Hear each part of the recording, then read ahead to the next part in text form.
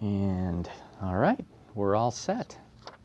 So before I begin the triple bell, just invite everybody to take a moment to kind of turn inward, become present in your body, begin to voluntarily let go or relinquish some of the things that you're carrying with you, just the things you're interested in and the stories that you're aware of from the news today and the plans you have for later on tonight.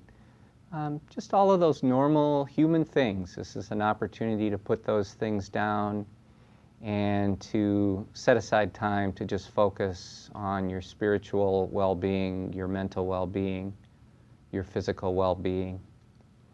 And last week, when we started this little practice, we cultivated a little bit of loving kindness. And we did that by bringing to mind somebody for whom we have unconditional love. So a friend or a family member or a partner or just anyone in your life for whom you have unconditional love. And we use that as a way to kind of plant the seed and germinate that seed of loving kindness. And we saw how that really works. And so this week, to stay within the four Brahma-viharas, but to pick another subject, why don't we take compassion? And compassion, it can be helpful to start by thinking of yourself, and not in a selfish way by any means, but you can think of yourself and the fact that you've made mistakes in life and errors in judgment, and in some cases you've even caused other people to suffer, but still, your heart is a good heart and your intentions are good intentions. And so even though you've made mistakes, you still deserve to be well, and you deserve to be happy. You deserve to be free from suffering, and you deserve to be free from the causes of suffering. And so if you kind of touch that feeling within your heart, that begins to cultivate that feeling of compassion inwardly. And then you can begin to open your consciousness or your awareness up a little further to include some of the other beings in your circle of awareness. So maybe you could just start with people in this room, thinking, may you be well, may you be free from suffering and its causes. And then kind of moving that outward a little bit further to people in your circle of friends and family, may they be well and free from suffering and its causes. And then expanding that a bit further to people in the community, in the town, in the county, just sort of spreading that wave of compassion. All of these beings. And as you do, you might even inadvertently shower compassion upon people who, maybe are involved in things that you would not feel very compassionate towards. But in this case, it's okay to just let that happen. Just let the compassion go to everyone, and it's not our job to have to sort it all out and make sure that it's all appropriately placed. Just let it be the condition of your heart. Let it be the condition of your heart without regard to who it goes to. Just put it out there. Yourself included, all other beings. Feel that compassion. And with that, I'll sound the bell.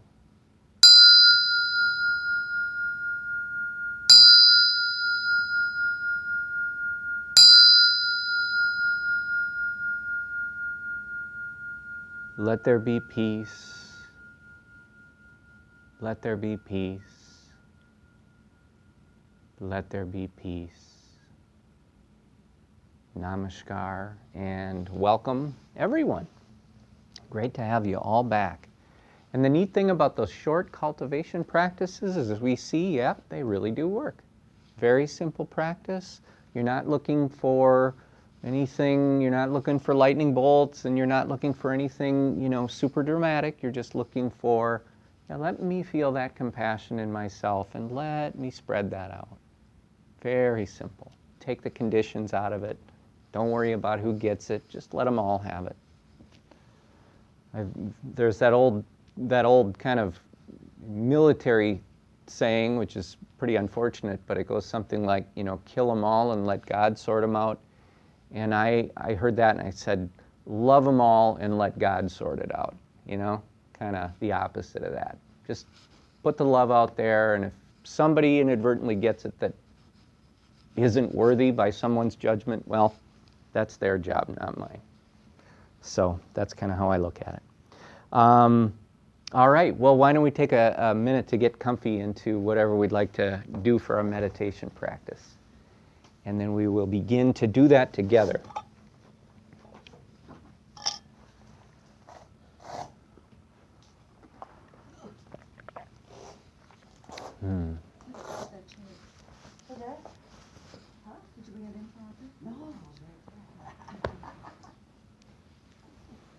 She gets the teacher's chair. Yeah. I know, I saw that. Yep. That's right. She gets here early, Linda gets here early, and then she walks a whole bunch of laps of the building before we start. So she's sometimes pretty out of breath when I talk to her. So get comfortable in your body, however that's going to be. However that's going to be. Just find a way to let go of conflict in the body. Find a little balance in the body so both sides of the body are doing about the same thing, just so there's kind of balance and you don't have muscles working harder on one side than another, because that can lead to fatigue, sometimes quite prematurely. So just find that balance. However it is you're sitting or laying, find that balance in the body. Allow the spine to be straight. And if you're sitting, you do use muscles to maintain your posture, but try not to be rigid. Try not to be rigid or overly exerting the muscles. Just apply as much as is necessary to keep your posture. Let the eyes close softly, and that we do just to eliminate the visual distractions and then the things we might think about as a result of those distractions. So closing the eyes helps. And let the breath be through the nose if you're comfortable with it. If you're congested and you need to breathe through your mouth, or you prefer to, by all means do it. But if you can breathe through the nose, it will be helpful when we move into the breathing meditation portion of the practice. And then find a comfortable place for your hands to rest. And from here, I will sound the bell. And then when the bell goes silent, I'll begin to guide us through the practice.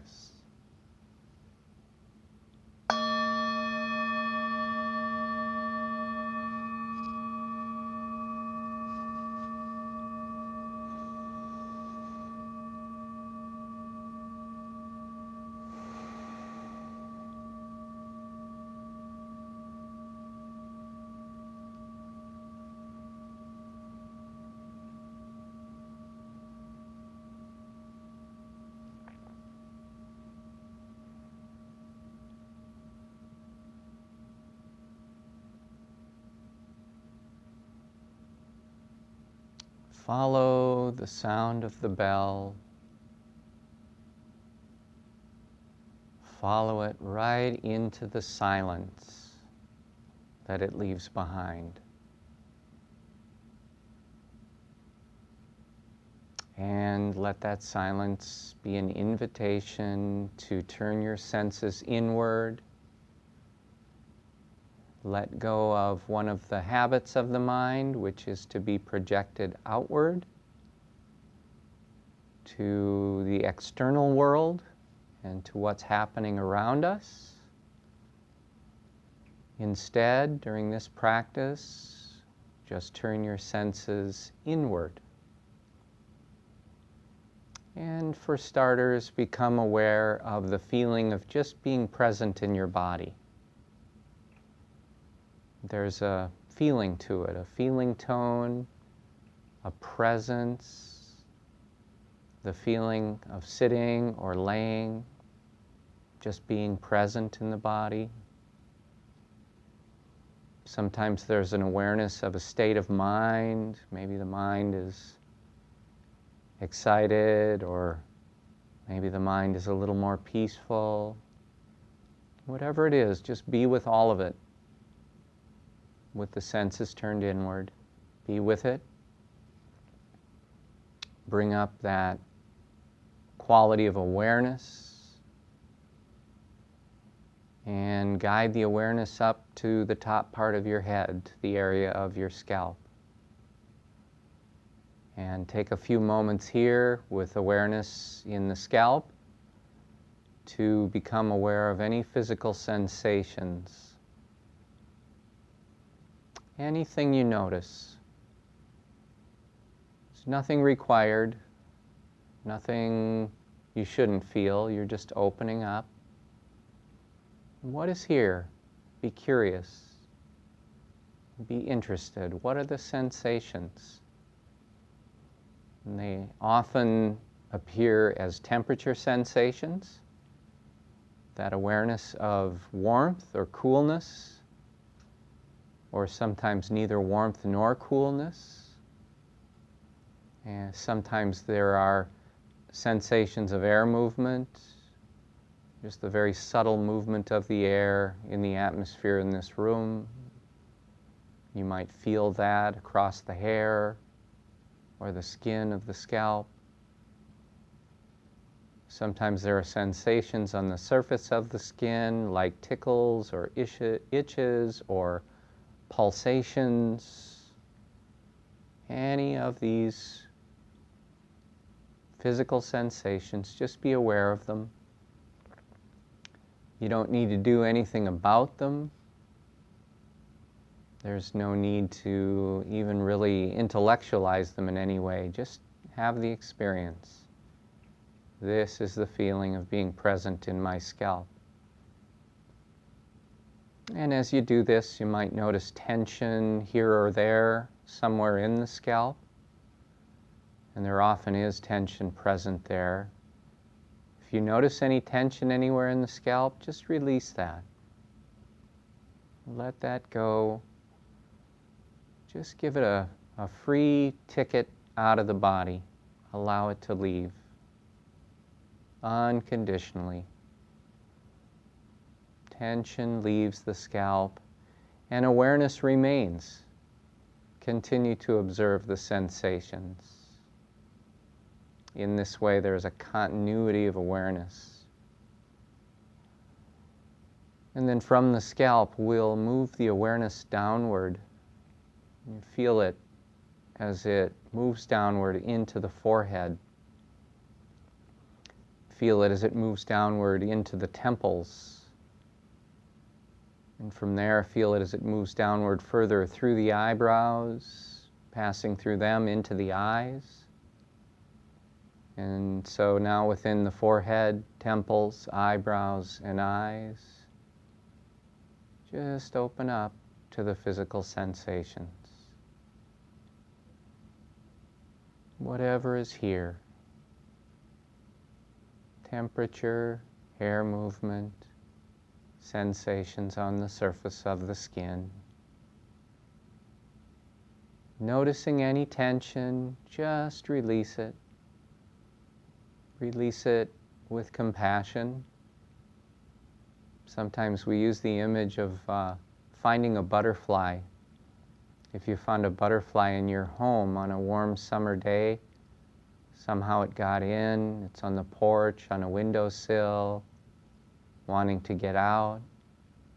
If you saw that butterfly, you might walk up and just very gently cup it in your hands, ever so softly, and carry that butterfly outside. And you'd release it into the garden or into the trees. And as you did that, you'd smile. You release that butterfly unconditionally and you smile. And we can tend to the tension in our bodies in the same way. With compassion, release it unconditionally and smile. And then after tension leaves those parts of the body, awareness remains. Again, this continuity of awareness. We don't give up the awareness when the tension has left the body. All of the time, awareness remains. And so now from the temples, you can guide that awareness downward into the ears. And with awareness in the ears, you might become aware of different sensations. The ears are quite sensitive to temperature sensations. And of course, the ears are doing their job as a sense faculty. The ears are hearing.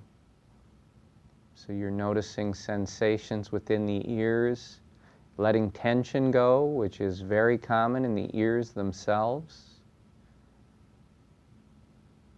And then allowing that awareness to flow forward from the ears into the face, through the cheekbones, throughout the face.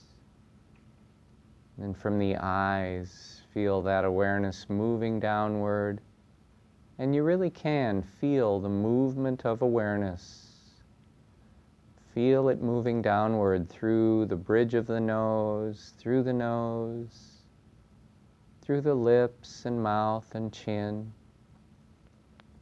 Observing sensations anywhere in the face. Within those sensations, any tension. Sometimes it's helpful to check in with the places where we tend to hold tension habitually. It might be the jaws, might be the teeth being clenched, it might be the lips being pursed a little bit, or sometimes there's just tension in the muscles of the face. Any of that tension, let that leave the body. Let it go. Stay with the sensations of the face. And from the chin now, you can begin to guide the awareness down into the neck.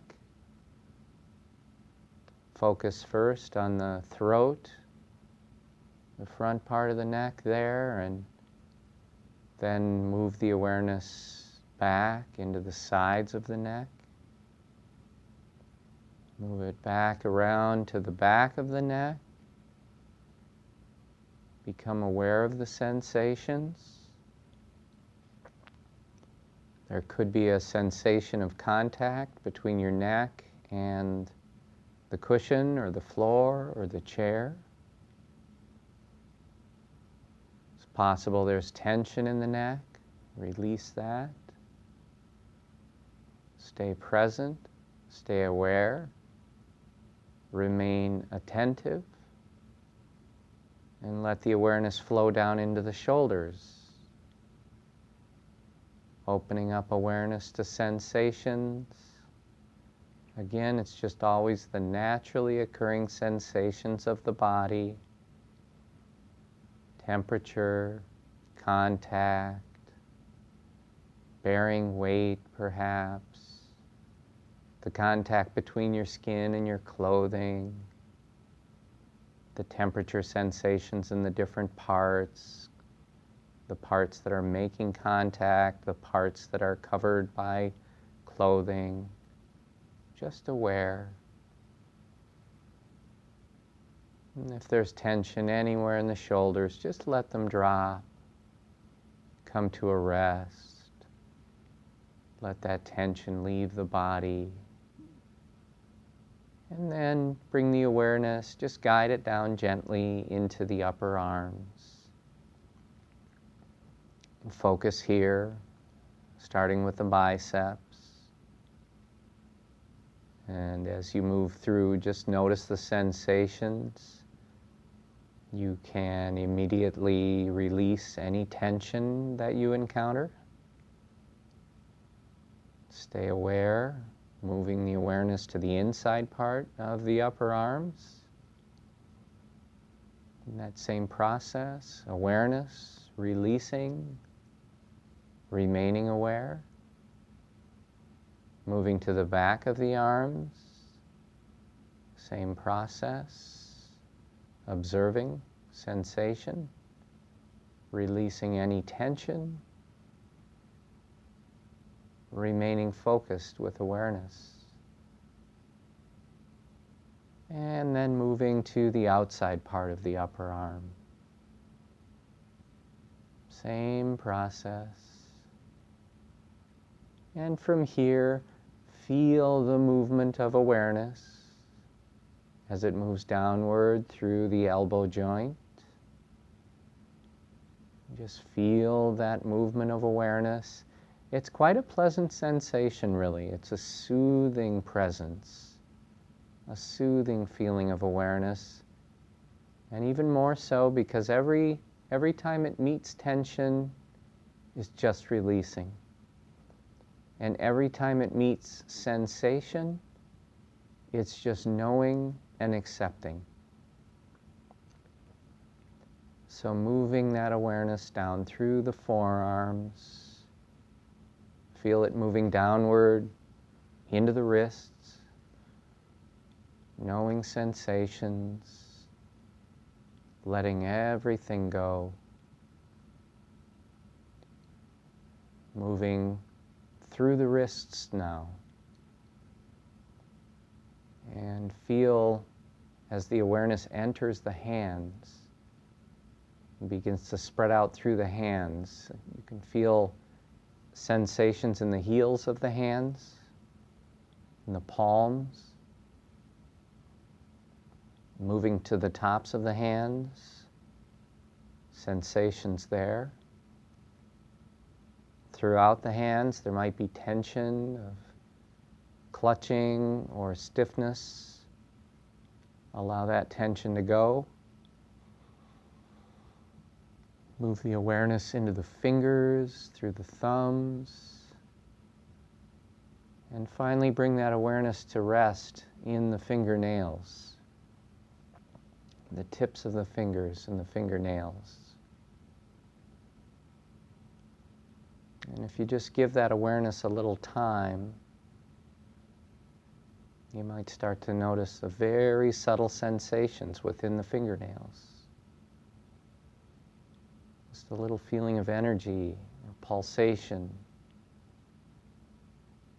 Just be present.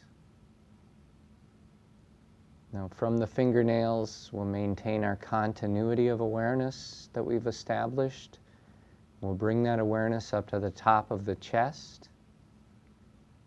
Let it spread out across the collarbones. And then feel that flow, that soothing movement of awareness as it travels down through the chest.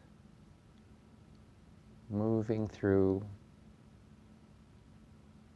Observe it as it moves all the way down to the base of the sternum. And then outward through the rib cage.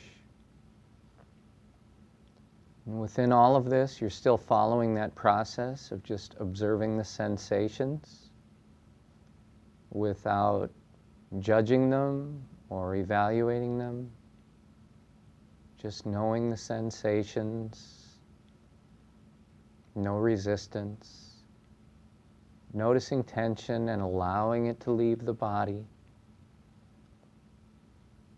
You can bring the awareness to your underarms. From here, we'll start to guide it down through the sides of the body, all the way down till we reach the waist.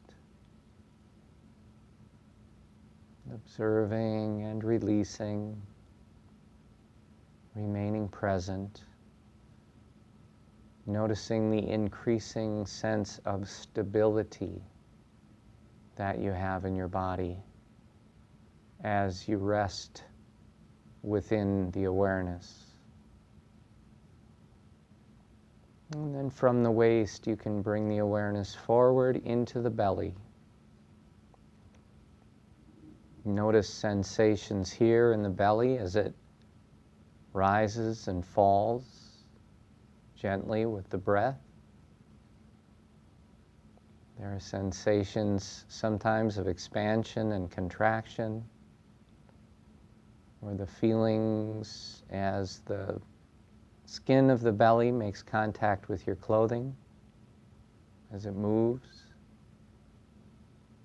Let any tension in the belly go. Just let the belly be completely free, relaxed. Allow it to hang out. Stay with the sensations. And then from here, from the belly, we'll bring the awareness around to the top of the back. You can start at the base of the neck there and observe the movement of awareness as it flows down through the upper third of the back and as it spreads out through the shoulder blades.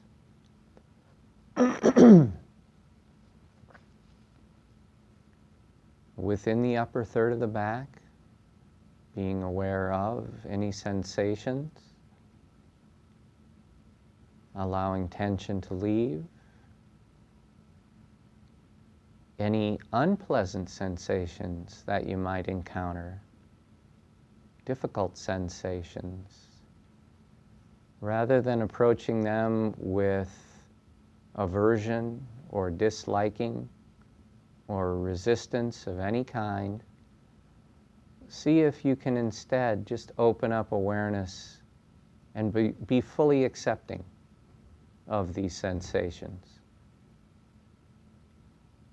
Even though they might be unpleasant sensations, in the stability of your awareness, the present moment awareness you have in your body, can you just allow space for those sensations to be as they are? No need to resist. Just let them be there. Allow the peacefulness of awareness to flow through. Let the tension in the body exit unconditionally. And once you've established this real softness and acceptance of what you're aware of, you can move it down through the middle part of the back now. Just opening up, allowing, granting additional space. You have unlimited capacity for allowing space within your awareness. Move that awareness down through the lower part of the back now. Observing, releasing, staying present,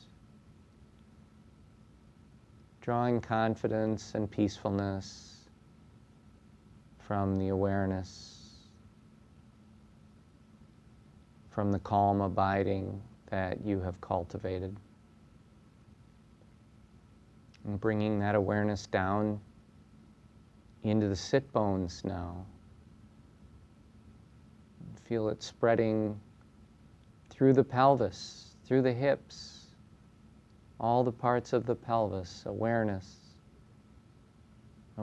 of sensation, contact, bearing weight, other sensations, letting the tension go,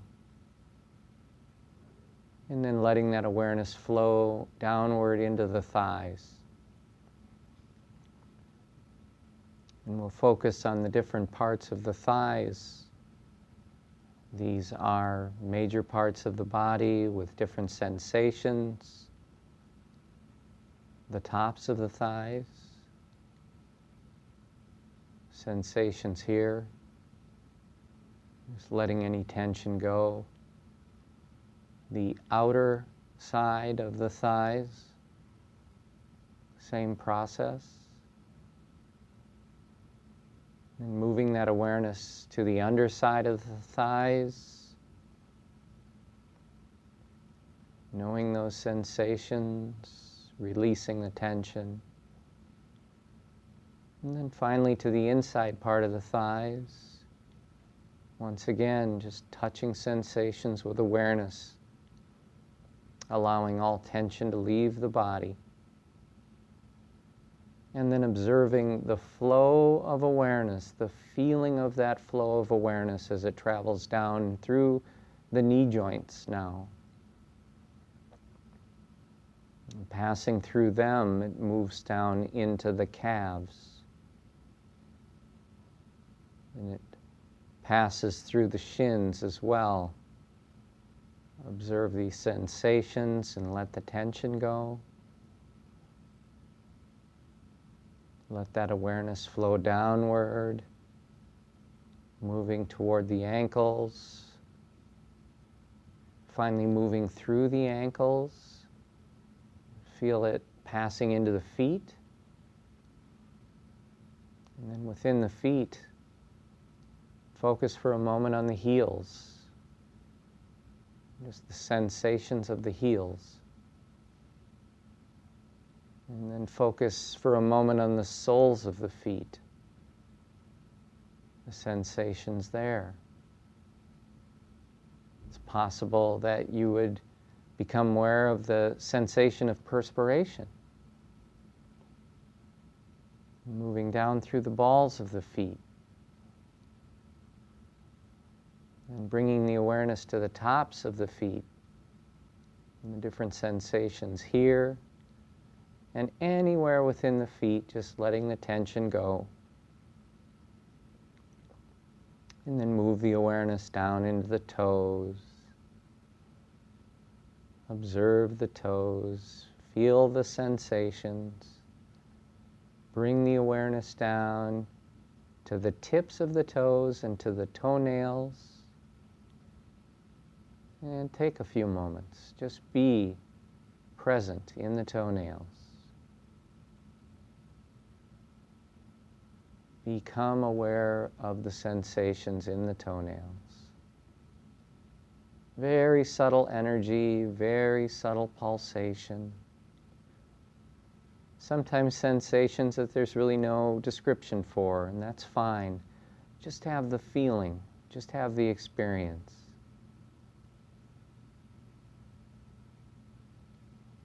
And then from the toes, we'll maintain the continuity of awareness and we'll bring it back up to the top of the head. Once again to the scalp. And here, at your own pace, you can begin to observe the sensations, release the tension, and maintain that continuity of awareness. You can just do that at your own pace. Guide it down through the body, part by part. Try to remember to do it in each part.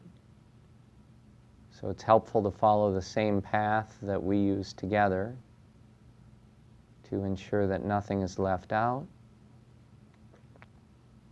Notice how you can bring awareness to a part of the body and release tension within it just quite seamlessly, quite effortlessly. It's just a noticing and a releasing. This wonderful new response to tension. Notice, release, and smile. Smile. You're doing something wonderful. And moving the awareness through the body, paying attention to those places where tension appears again and again. Whether it's in the jaws or the shoulders, whether it's in the belly or the hands or anywhere. Noticing this tension is often a habit. And the tension arises in the first place from stress, from difficult emotions, from fear, from anger. That tension shows up, it causes a sensation in the body, one that is unsettling, one that is stressful. And that sensation can reappear over and over by itself, just kind of recreating that tension and stress. So let it go, knowing it's a habit. And just like other habits, it can be brought to an end. It can be replaced by something positive. In this case, releasing with no aversion, complete acceptance of the experience of the present moment. And now, having worked our way through the body again, let's bring the awareness up to the base of the nose, to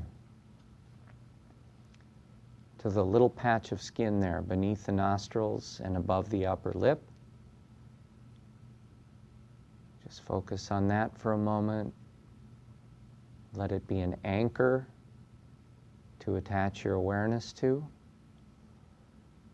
And from here, you can expand that awareness a bit further through the rings of the nostrils. And you can take it a little further all the way through the nasal passages. So now we have this triangular area of the nose with our awareness focused here. Just notice the breath as it moves in and out through the nose. Breathing in, know that you're breathing in. And breathing out, know that you're breathing out. When you breathe in a short breath, know that you're breathing in a short breath. When you're breathing in a long breath, know that you're breathing in a long breath. And stay with each breath for its full duration.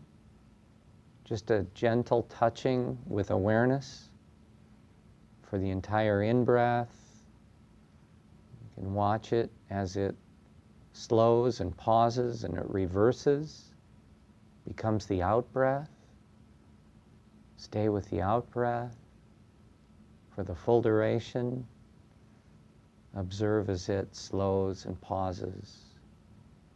It reverses direction and becomes the next in-breath. Stay with that movement of the breath continually. And then within that movement of the breath, as you focus, you might become aware of the feeling of touch of the breath as it moves through. Everywhere over which or through which the breath passes, there is a feeling of touch. See if you can notice that touch. And just watch it. Be interested in it. And as you focus for a while on the touch of the breath, it often opens up into an awareness of more subtle sensations. So that might be when breathing in, the air is a bit cooler compared to when breathing out, the air is just a little bit warmer. And when breathing in, the air is a little drier. Then compared to when breathing out, the air is just a little more moist. So allow your awareness of these subtle sensations to fill your consciousness along with the touch and the movement of the breath. And just let it be the most important thing there is right now. If you happen to notice awareness leaving the nose and the breath momentarily to follow a sound, which often happens. In that moment of noticing, that's a special moment. It's a moment of being aware and then of intentionally returning the awareness back to the breath and back to the nose. And in this way, you can just let go of the sounds that were distracting you. And just let them take care of themselves. Stay with the breath. Just refocus your awareness. Notice the movement and the touch and the sensations. Sometimes you'll get a physical sensation that might pull that awareness. A little fatigue in the body or an itch or something. And the moment you notice that, again, wonderful moment. Guide the awareness back to the breath. And just let go of the distraction. Those distractions will take care of themselves. Just focus on the triangular area of the nose, the movement of the breath, and the touch, and the sensations. Notice that if you react to any of these distractions with disliking or aversion, that it definitely interrupts the peacefulness and the equanimity of the practice. So just let go of all reactions. If the mind is wandering in any way, thinking or remembering or planning, if you notice that, that is the perfect moment to return the awareness to the breath. Just let go of any of that stuff that's happening in the mind. Focus on awareness of the breath. And so even if every 3 seconds something new distracts you, then every 3 seconds return the awareness to the breath. And just do that over and over as often as you need to. It's perfectly fine, perfectly normal. Stay with the breath. And let's just spend a few minutes of silent meditation together. Remain focused on the breath, returning to it. And in a few minutes, I'll sound the bell here to end this meditation practice.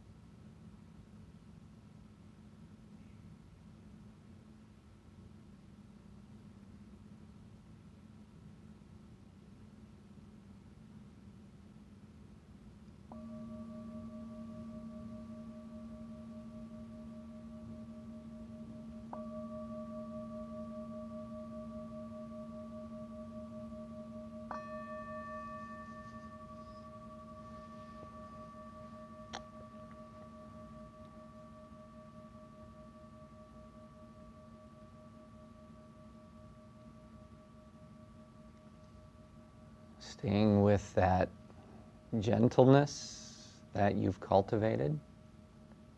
Just start to bring your awareness back. Gentle, soft, compassionate. Unconditional acceptance, unconditional releasing. Just stay with that and come on back to the room. Feel free to stand or stretch or move around or whatever you need to do to kind of get back into the body. But it's also kind of fun to observe your interaction with your body if you do it with a real softness. You know, just kind of keep that softness going. And if you do that, it just feels really good to be in your body. And it feels really good to be in your mind. So we have this wonderful practice available to us.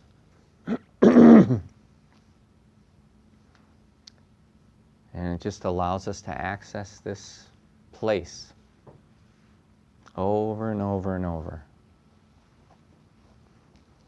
So I encourage you to keep working with it. I encourage you to do it whenever you have a chance on your own.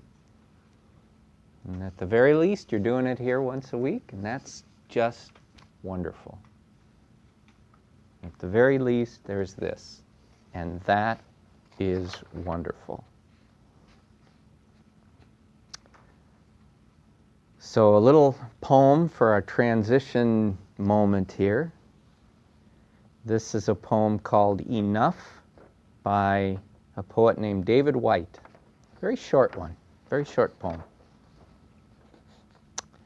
Enough. These few words are enough. If not these words, this breath. If not this breath, this sitting here. This opening to the life we have refused again and again until now. Until now. Beautiful poem, David White.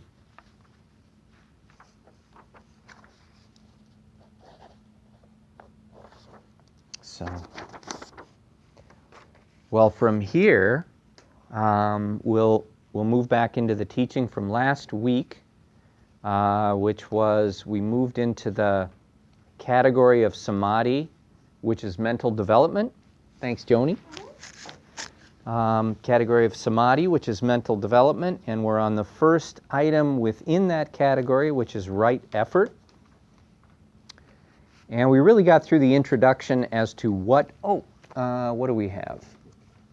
This is from last week, and this is from last week. Thank you for reminding me. And then, yeah, we have a new one for this week, too, I think we'll get to it. I think we'll get to it.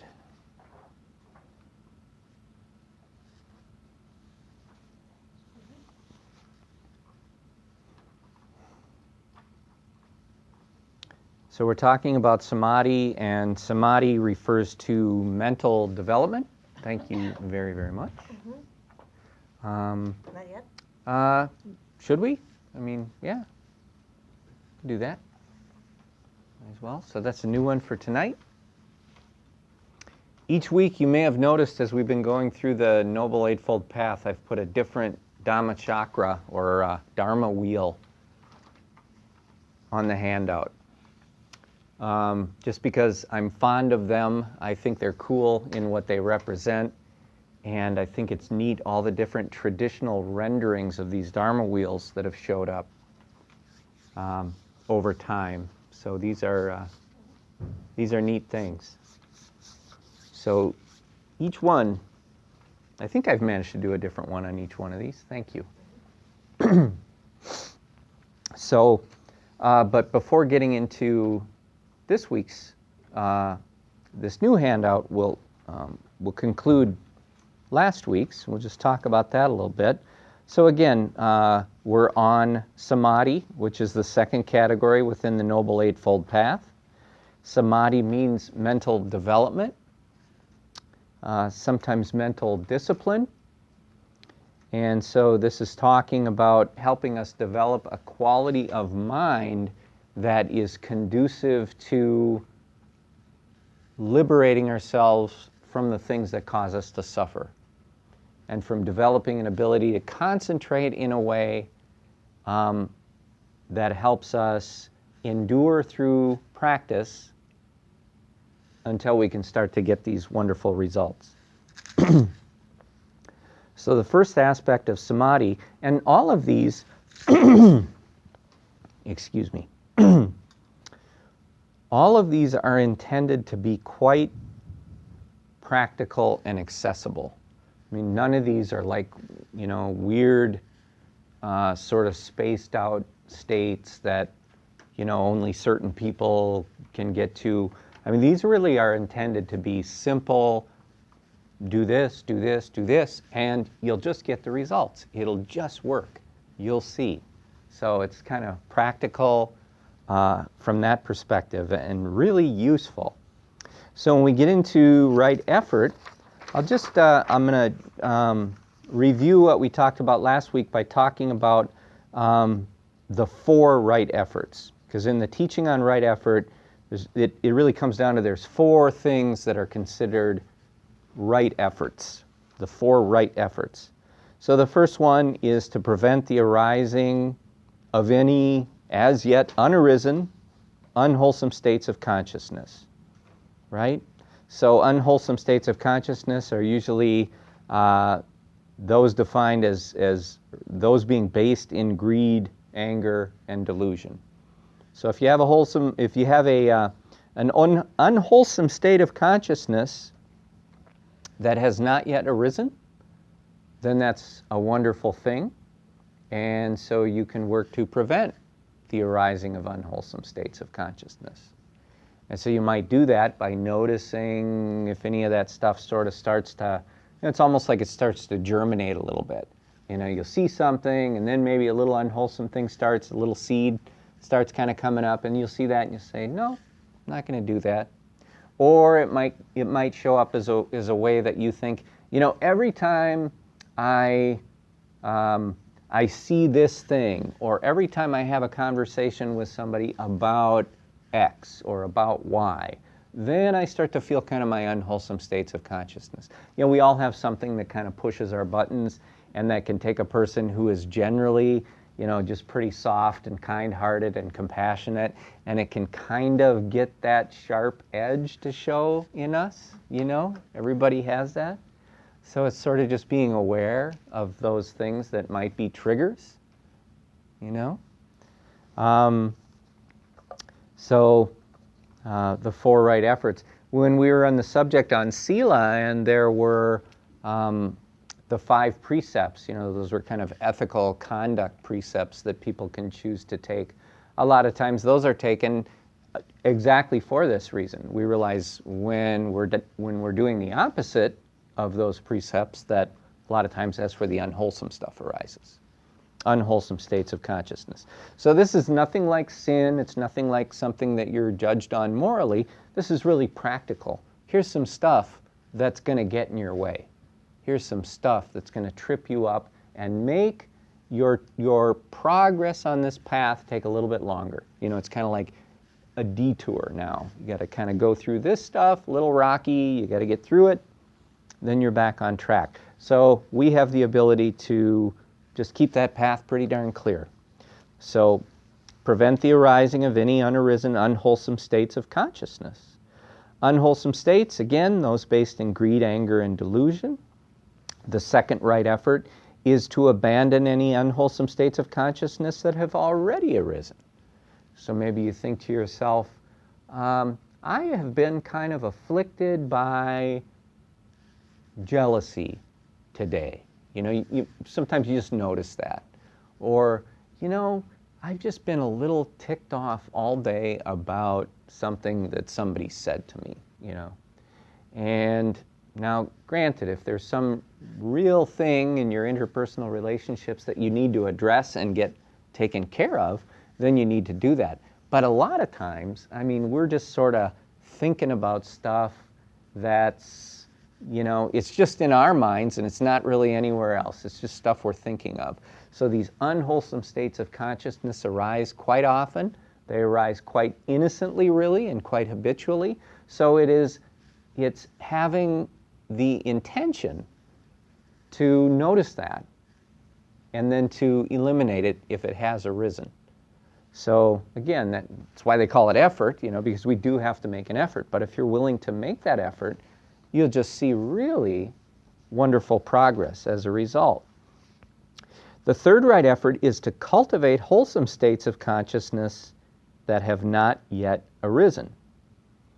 And wholesome states of consciousness are those based in kind of the opposite of greed, anger, and delusion, and that would be generosity, virtue, and mindfulness.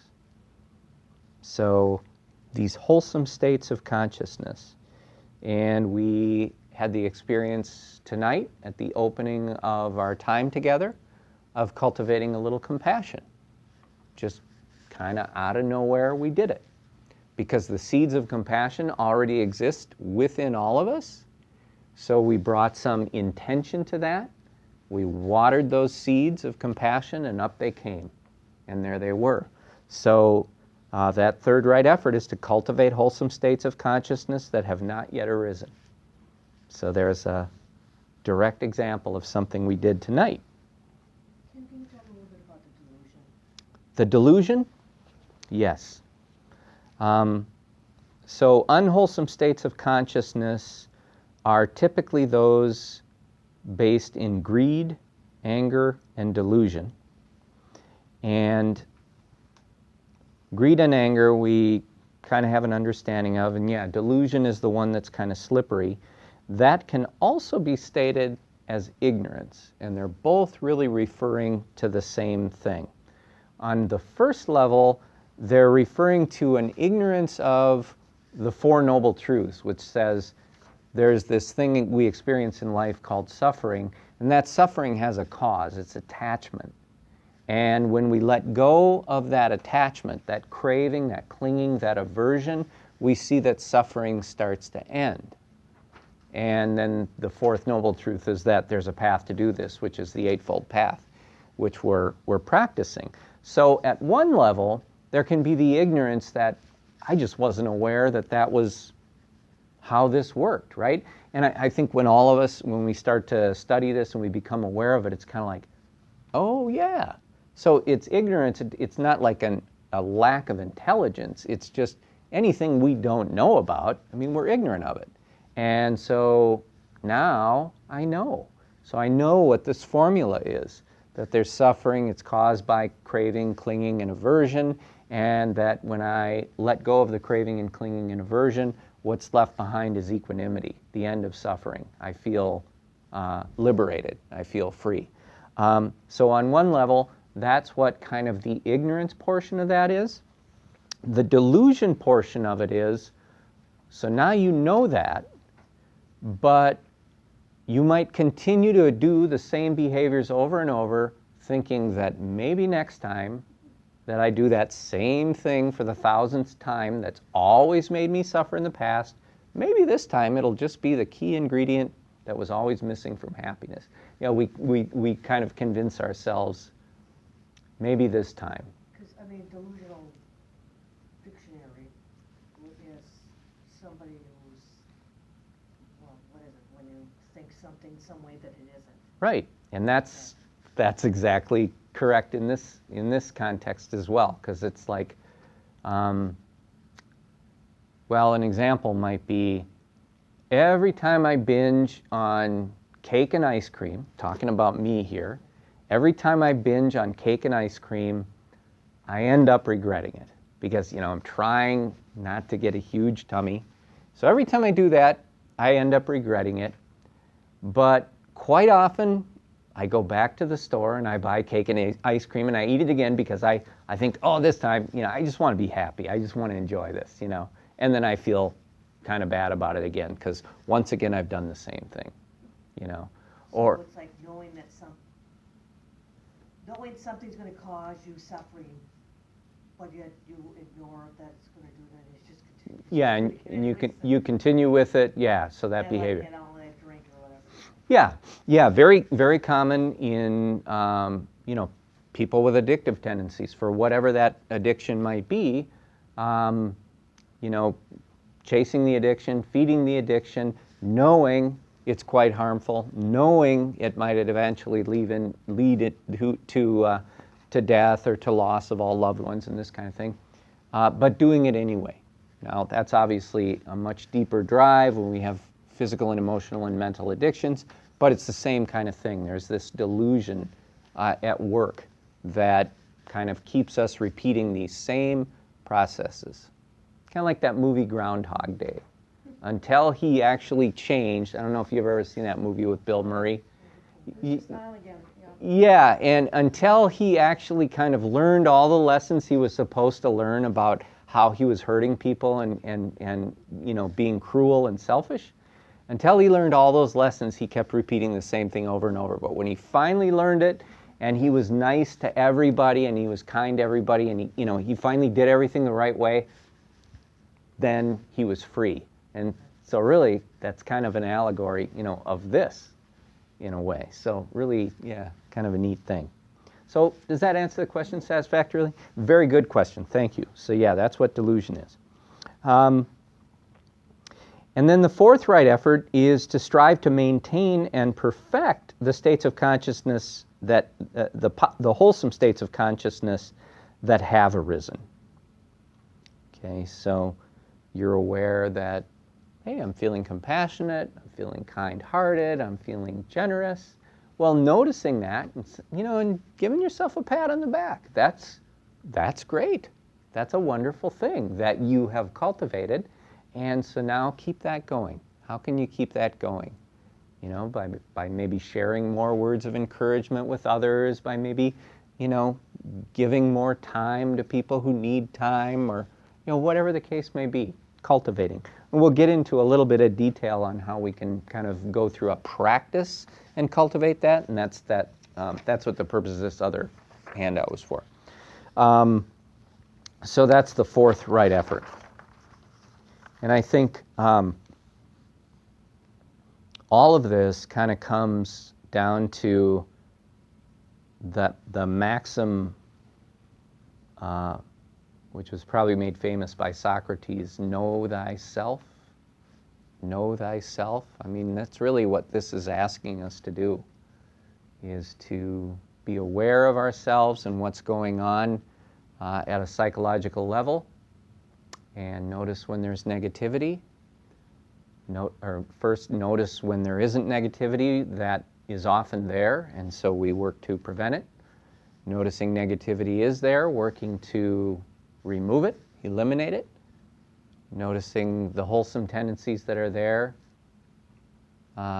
working to keep those going. Noticing wholesome tendencies that haven't arisen but are possible to arise, and cultivating, making them happy, or making them happen. So we have a little direct experience that pretty much each week as we do our practices together. But that knowing thyself, when practicing right effort, it's helpful to take a mental inventory from time to time. And this is a real good way to start this practice, by the way, is to just think, okay, really actually do a mental inventory. Are my thoughts, and I put the Pali word in here, kusala, which is the Pali word for wholesome. And that also means skillful, wholesome, skillful.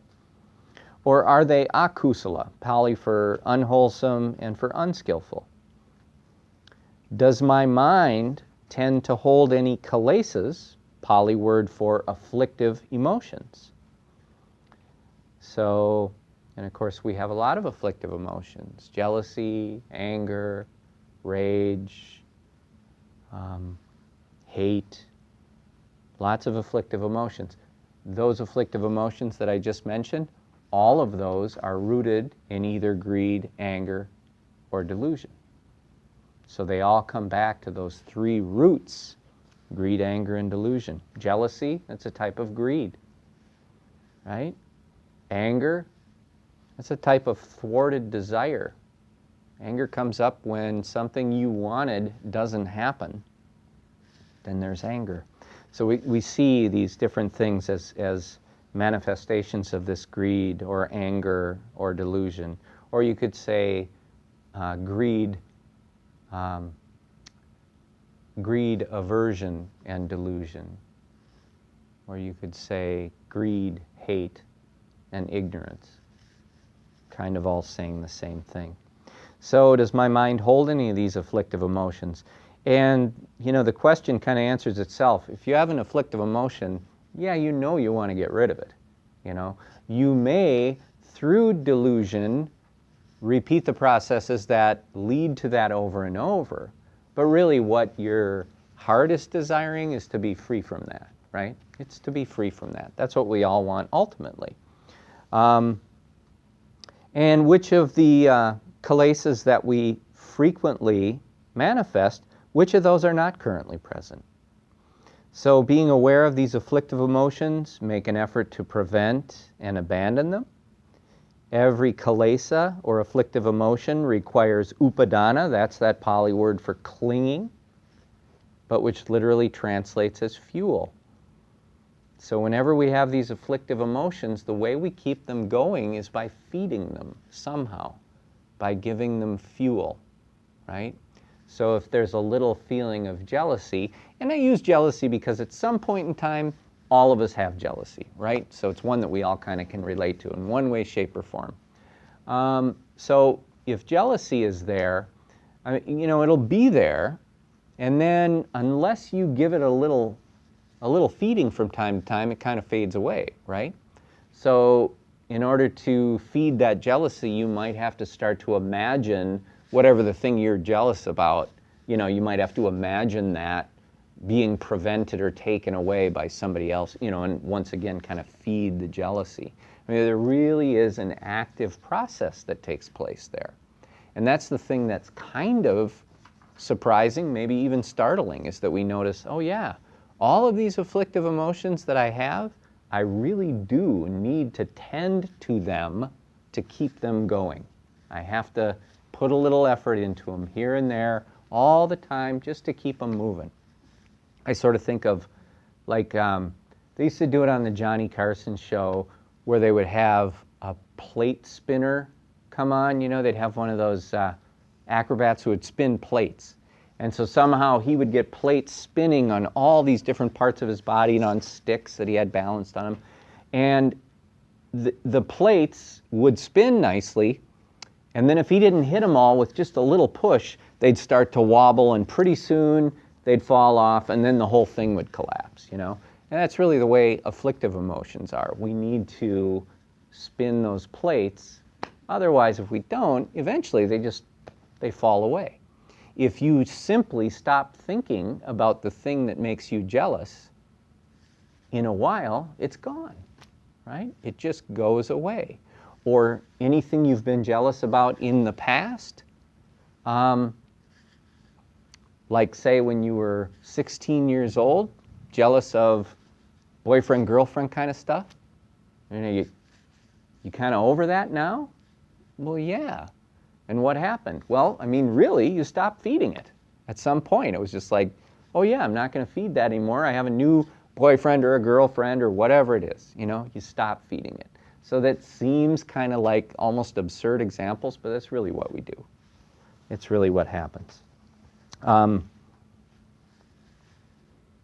There's an Asian parable. I don't know who to attribute it to, but the mind makes a wonderful servant, but a terrible master. And so what we're doing is intentionally working to make the mind a servant. And when the mind is serving us, great things happen. When the mind is running us, not so good. Not so good. So, And I'll just go through these examples. Perhaps you experience a particular negative emotion somewhat regularly. I'll use anger as the example now. Through mindfulness, you developed an awareness of this frequently occurring emotion. You just notice, oh yeah, I get angry a lot. I get angry a lot. And you understand how anger leads to suffering, because does anger feel good? Well, sometimes we might think so. We'll kind of blow up and, oh, I got angry and I finally feel good. But then kind of in the aftermath, it's like drinking a bottle of tequila. You can do that, and it might feel good, yeah, for a couple of minutes, but then you go crazy and, tequila is nightmare fuel. So, yeah.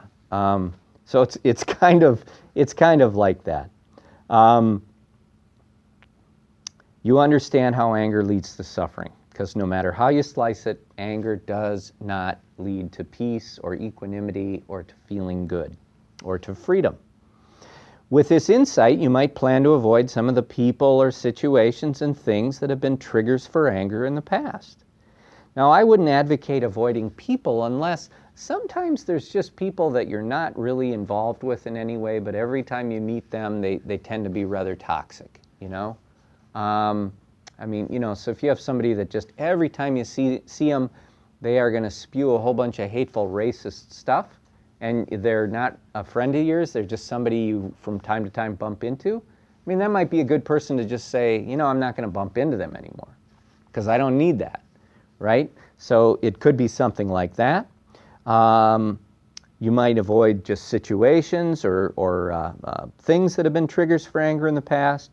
You might avoid certain types of conversations or certain types of media. Maybe every conversation is just fine, but when you get into the conversation about religion or politics, it's the peace starts to go away, so maybe you need to avoid those in certain situations. And then there's other situations where you can have those conversations and it's perfectly wonderful. Such preventative measures are described in the suttas as guiding the 6 sense doors. So you're actually kind of keeping watch over what's entering your consciousness. I was having a conversation with somebody about music that I listen to, and this was just last week. I was talking to this person about music, different kinds of music, and I like a lot of kinds of music. And the music that I limit from my consumption is not so much music of a certain genre, but it tends to be music that is putting words or ideas into my consciousness that I don't want to have in there, So it could be any genre of music. And so there's certain types that I don't so much like. And I like pop music, for example, but I find that a lot of pop music that is American is somewhat sort of toxic for me in terms of the words and so forth. So I listen to foreign language music that I don't understand a word they're saying, but I enjoy the music and the beat, and it's pop music. And they're probably talking about the same stuff, except for I don't know. So it's just, but for me that works, right? So just kind of simple examples. But they're such kind of real world examples that, they're true. So guarding the 6 sense doors, preventing unwholesome states from arising. In addition to guarding the 6 sense doors, you might maintain a strong determination. There's a Pali word, adatana, that means strong determination. And I really like that one. That is a word that I'll often write on a Post-it note and stick it somewhere if I'm kind of going through a period where I need a little extra push, a little extra strength. I'll write that word, strong determination. It means strong determination in a positive and wholesome sense, a strong determination to cultivate wholesome states of consciousness, to do things that are conducive to peace and freedom and joy, and to relinquish things that cause suffering. Can I ask a question? Yes. Getting back to avoiding things, isn't that aversion? What's the difference between avoiding things that cause you to suffer and aversion? Isn't Well, there's a fine line there, but it can be, an example might be news sites on the internet. We kind of talk about that from time to time. If you're a person who's kind of got a political mindset, whatever, you can click on websites that tend to tell you stuff that just kind of gets you filled with anxiety or despair or things like this. And some of this stuff we do without any real, there's nothing positive coming about it, in that we don't end up with any actionable data. We don't end up with anything that we can do to make positive change, but we maybe just end up feeling bad about it, there's a lot of like hateful websites and a lot of negativity on both sides, the political spectrum. So those are kinds of things where, the aversion might come up as a stronger emotion in response to the people that are writing those articles, where I might start to really dislike them or to hate them. But what you can also do is to withdraw your energy of consciousness from different sources. And so that's not really, it's not an aversion, because aversion is rooted in sort of an ill will or an anger or a disliking. So this is more of a soft kind of an awareness that certain things push my buttons, make me feel kind of lousy, without providing me with any kind of, positive.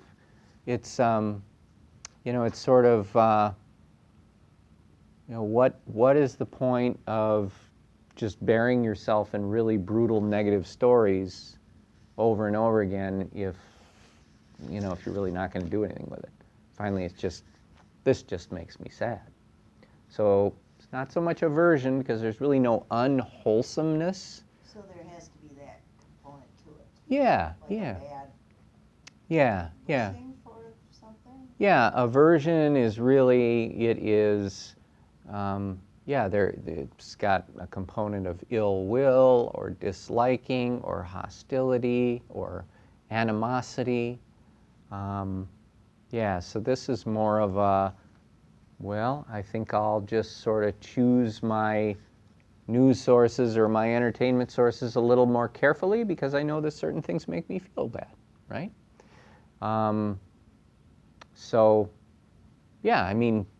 For example, some types of humor might be really, racist humor. Okay, so you put that on, you kind of feel uncomfortable with it. So maybe you just don't put it on. I hope that makes sense. It's kind of subtle. But that strong determination, that's a wonderful state to cultivate and really, put energy into that. Let me use this aditana, this strong determination, to do my meditation practice whenever it is I'm going to do that. Let me use this strong determination to be mindful of what's going on, to be mindful of my states of consciousness. And when I'm mindful of those, then I have at least the option of doing the 4 right efforts. If you're not aware of what's going on in your state of consciousness, then it's probably not going to occur to you to do the 4 right efforts. So being aware, you'll notice these things. You can make the 4 right efforts, which are positive and wholesome. So a way to cultivate some of these wholesome states and work with some of these is this full-page handout. I've got some text on here. There's a sutta in the meditation teachings. It's called the Anapanasati Sutta. And Anapanasati means awareness of respiration. And so this is a translation of that sutta, a translation of the discourse on the full awareness of breathing. This one happens to be translated by Thich Nhat Hanh. And it's from this book here called Breathe, You Are Alive, which is a really wonderful book. It's a short book, but it talks about the Anapanasati Sutta, the sutta and full awareness of the breath, and how to practice with it.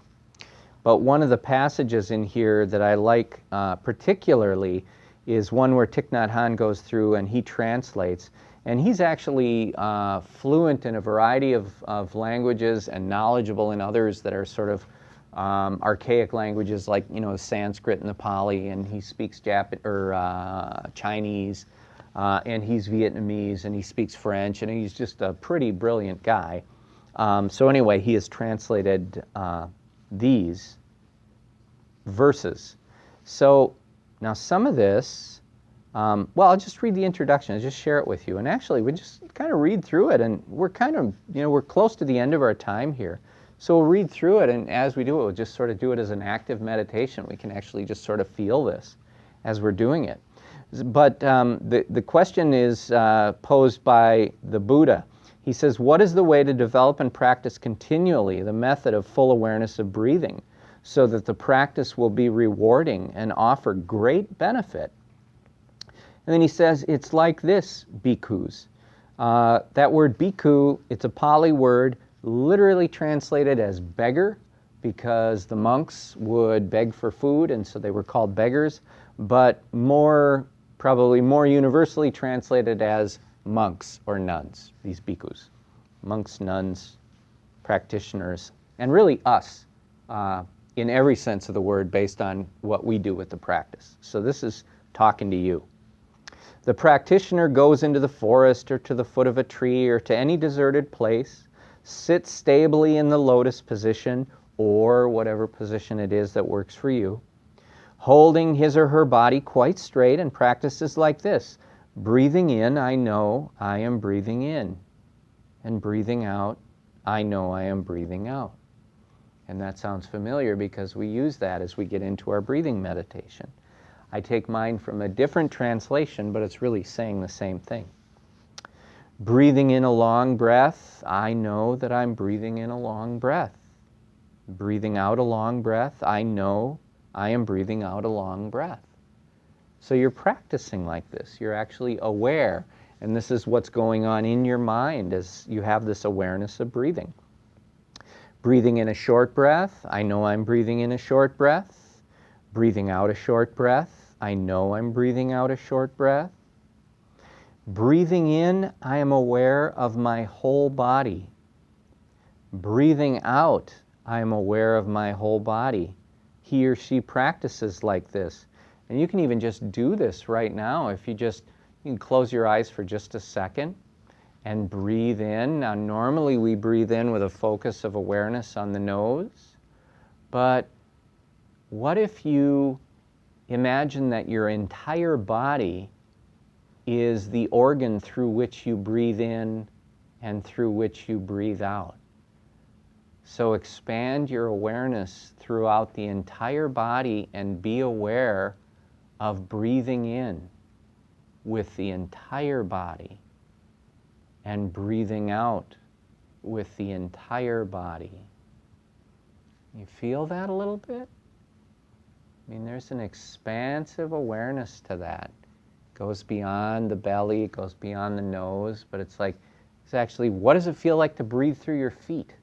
I mean, that's kind of a challenge question, but try it. What does it feel like to breathe through your feet? And you can feel it. You can feel that. It's kind of an amazing thing. So, breathing in, I'm aware of my whole body. Breathing out, I'm aware of my whole body. He or she practices like this. Breathing in, I calm my whole body. Breathing out, I calm my whole body. He or she practices like this. So this would be, if you're working with the 4 right efforts, if you think, yeah, I'm feeling quite agitated, I'm feeling quite uptight. Well, breathing in, I calm my whole body. Breathing out, I calm my whole body. Doing that for a few breaths, it really works. That's what you're focusing on. That's what you're doing. Breathing in, I feel joyful. Now here we're cultivating a wholesome state of consciousness. Breathing in, I feel joyful. Breathing out, I feel joyful. He or she practices like this.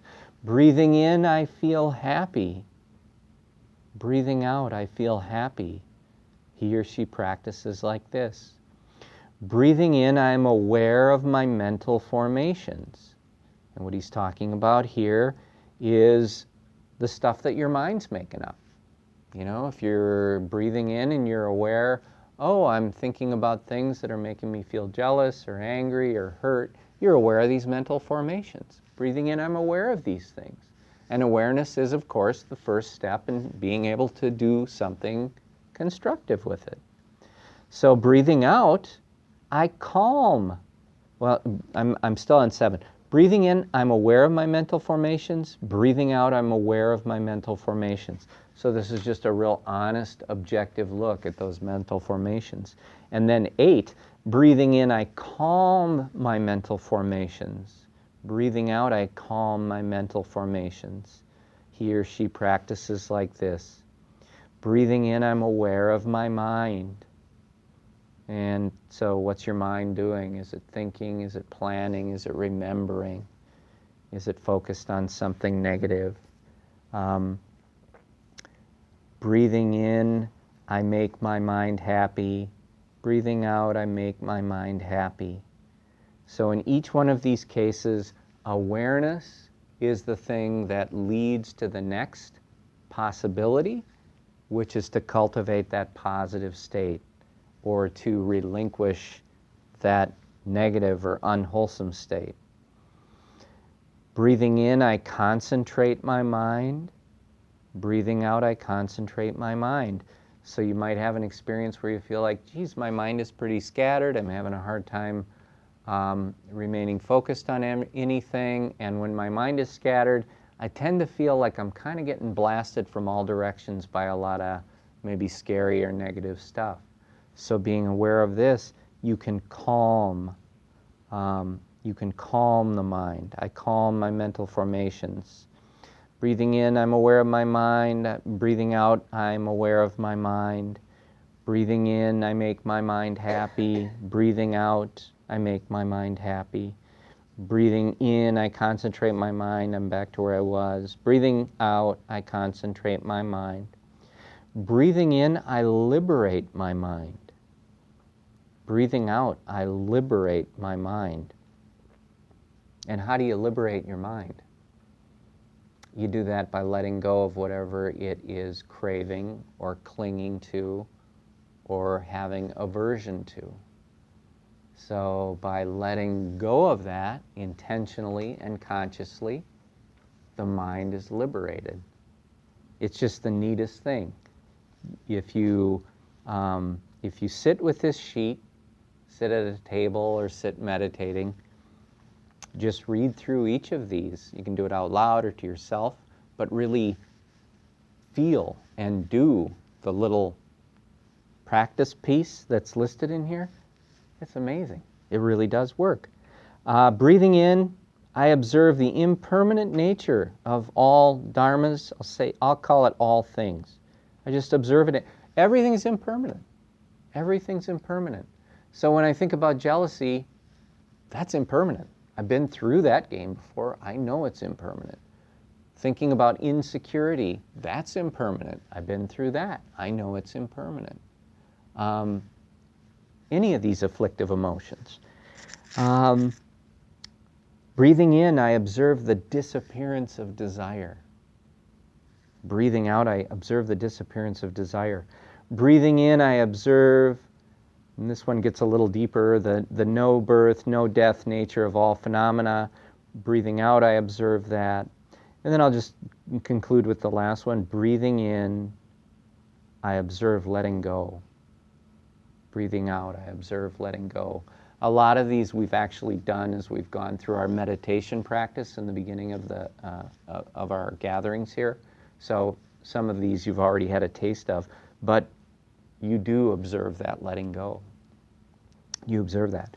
So the closing is the full awareness of breathing, if developed and practiced continuously according to these instructions, will be rewarding and of great benefit. Absolutely, without a doubt, true. So I'll leave you with that, but I would strongly encourage you, try for maybe the next 7 days to read this, sitting in your practice. Maybe it's at the dining room table with a cup of coffee in the morning before you walk out the door to do whatever it is you got to do. But you read through this and you really kind of get this embedded in your heart and mind before you begin. And you'll find these things are really going to get you on a long way toward accomplishing the 4 right efforts. So there we are. This concludes right effort. And next week we're going to begin on right mindfulness, the second item within the category of mental development. So, and they're each getting better as we go. So come back next week. So let's take a moment before we walk out of here one more time. And this time we'll just wish all of these states, these high states, these Brahma-viharas, we're going to send these out to the world. We're just going to send them out. May all beings be free from suffering. May all beings be free from the causes of suffering. May all beings be surrounded by love and kindness. May all beings be joyful and happy.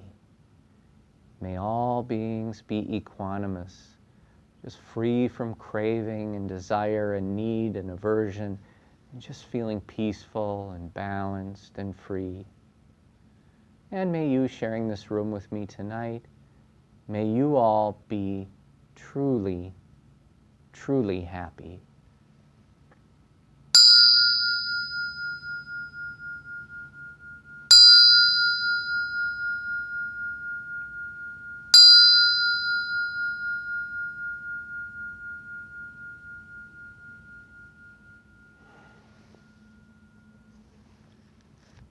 Namaskar, everybody.